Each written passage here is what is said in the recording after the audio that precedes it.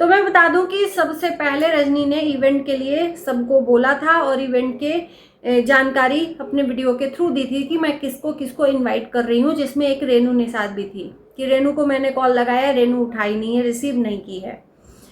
और उस बात का जवाब शबनम न दे, ये हो कैसे सकता है।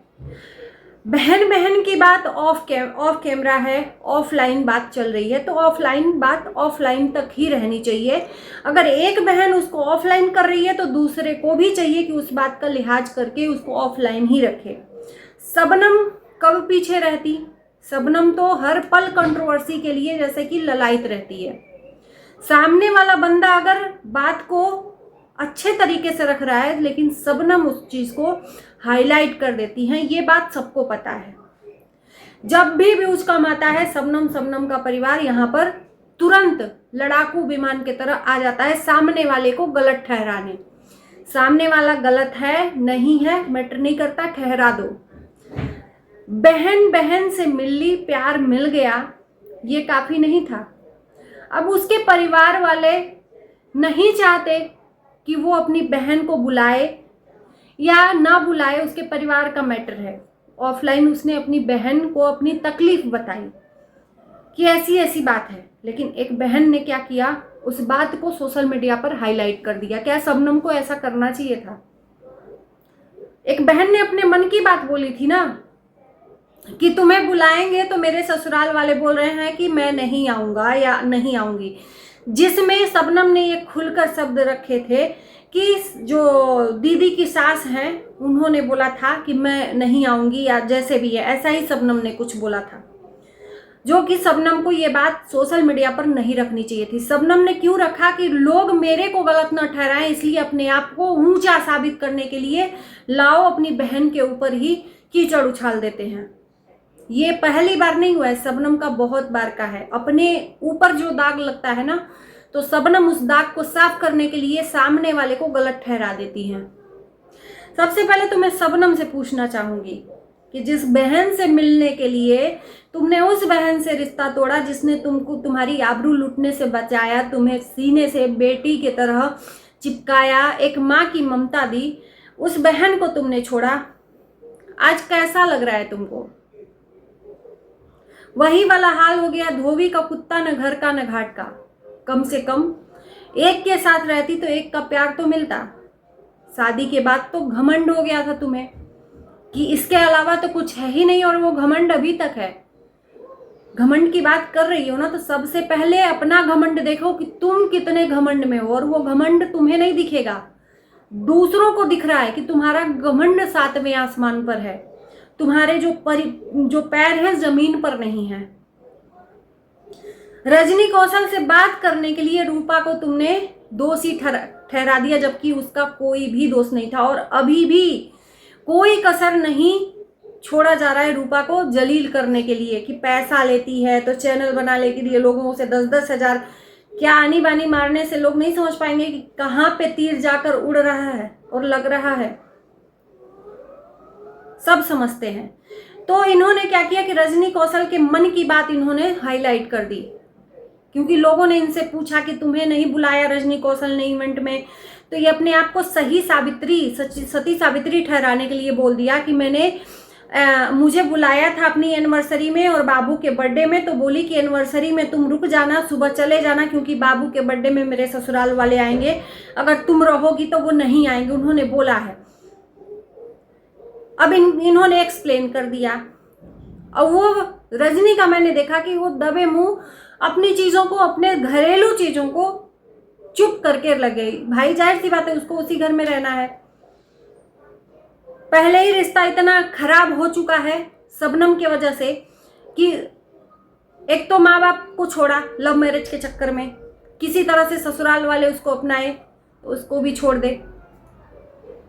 क्या बहन बहन का प्यार काफी नहीं है? तुम्हें बहन से लेना है या ससुराल वालों से लेना है? अगर वो कह रही है उसका परिवार वाले नहीं खुश हैं, तो तुम्हें तो अपने बहन से खुश होना चाहिए कि मेरी बहन ऐसा कर रही है। अपने उसका इज्जत तुम दबा ले जाती, तब समझते कि हाँ तुम बहन हो, उसने दिल की बात बोली, लेकिन तुमने नहीं किया, हाईलाइट कर दिया सिर्फ चंद व्यूज के लिए।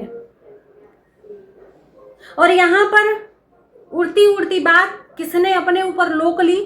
लाडो ने। अब लाडो का वीडियो आता है, लाडो अपने ऊपर ले लेती हैं अपनी सफाई में। अब शबनम से क्या कम है लाडो? लाडो का और लाडो की बहन का इधर कंट्रोवर्सी रुकने का नाम ही नहीं ले रहा है। न लाडो कम न लाडो की बहन कम। एक दिन उस पर भी वीडियो लाएंगे। जो लाडो की बहन है ना वो कम नहीं है जो लाडो की बड़ी बहन है।